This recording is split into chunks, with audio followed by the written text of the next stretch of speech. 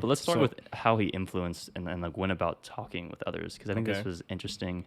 Um, just because we touched on it and how to win friends and influence people, Mm-hmm. and that's that he never uses absolute words in the sense like the words he uses are never they never assure his opinion to be absolute. So he never uses certainly or undoubtedly or positively or things like that. He always uses words that like I think so or something like that. Why is it like? Why would it be bad for me to walk in a room and be like, I'm 100% certain I'm the best looking dude in this room, right? Or why Right. would it be bad for someone to use, I guess, have a lot of certainty in their saying? Yeah, I mean, there's two sides of the coin. So if you're right in what you're saying, what you're probably going to do is make the other person jealous or other people jealous. They're just going to be annoyed that you think you're better than everyone, even if you're somehow better in some certain aspect. They'll be like, why is he flaunting this? Like, why is he doing this? And you're just going to alienate people, right? Yeah. But then if you're wrong, then of course it's like you're discredited, and people are just annoyed by the fact that you're saying these things anyways, and you're trying to prove a point that you probably don't even know, but you don't even know what you're talking about, which is even worse, right? But so Mm. whenever you're very certain in what you're saying, you're really just alienating others, and also there's no way that you can know everything, right? Yeah. So it's like the idea that you know, or like have some perfect knowledge is impossible, and so being certain in everything you're saying is just it's a fool's errand, okay? Because you're always going to be wrong about something. That's that's interesting, and I think it's like one of those things too where no one, even if you're super certain, and this is from influence friends, people are not going to want to accept it, even if you're 100% right, especially in that argument, Yeah. right? So I think it's interesting. Like to me, it's like Dale Carnegie studied Benjamin No, Franklin. he did. Like he pulled from his autobiography. Yeah. My memory's very weak. My memory's very weak. There's actually a quote in the book that he pulled directly from the autobiography, I think, which was interesting. I saw it and I was like, yo, that's crazy. But it made sense because, I mean, he's a successful man. Did it hit you more like when you were reading it, when you read it from How to Influence Friends, like Dale Carnegie's book, to compare to like when you were reading off the autobiography? Like which one really hit you more?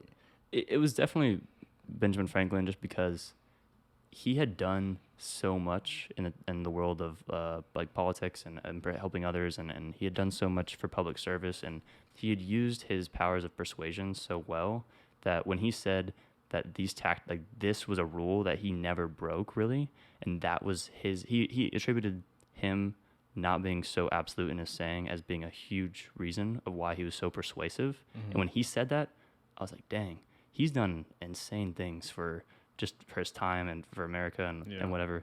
And so it's crazy that he says that. Like, I should take that to heart. Because when Dale Carnegie says it, it's like, okay, it hits me and the examples make sense. But when you hear someone who's said that from their own anecdotal experience and used it throughout their whole life to create such a lively and ambitious career, it's like, how could you not let that hit you, if that makes sense? No, Like, how could that not hit you? it's the difference between hearing your mom say like, "Oh, dad told you to do this, or he's gonna beat your butt," and then dad really telling you, Yeah. "I'm gonna beat your butt." So it's kind of like that difference. But what's the second takeaway in terms of influencing others? The second takeaway was we kind of touched on it already, but just not like don't have fights and don't dispute others and don't contradict people, especially if you don't need to. There's really no reason. We talked about this in How to Win Friends and Influence People, so Yeah. we'll kind of like move through this pretty quickly. But just don't make it a point to be agreeable with others. I mean, if you need to criticize someone, don't criticize them in a way that is like condescending or that that makes them feel a certain way, right? You just want to your goal in criticizing them is to help them see their error and then hopefully correct it for the benefit of both of you, right? So I like the way you phrase that. Help them. It's to help them correct their error.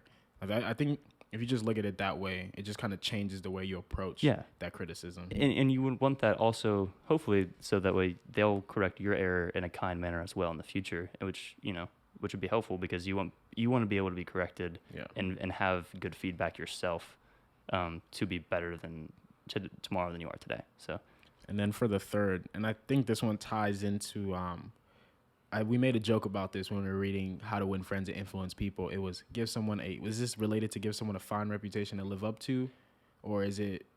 this one was more of, so what he would do is he would propose certain public service things to the city. And so he'd be like, all right, guys, I think it'd be really beneficial if we started a library. Who would like to start a library? But instead of saying it was my idea and like this is how we should do it, what he would say is, I had a few people approach me and they all thought it would be a really great idea to start a library, and I'm just like the middleman, or because he owned a newspaper and he printed he was a printer at one point, and so he was a very good spokesperson, and so he'd be like, I'm just the spokesperson, even though it would be his idea, for these ideas and for these things that other people wanted.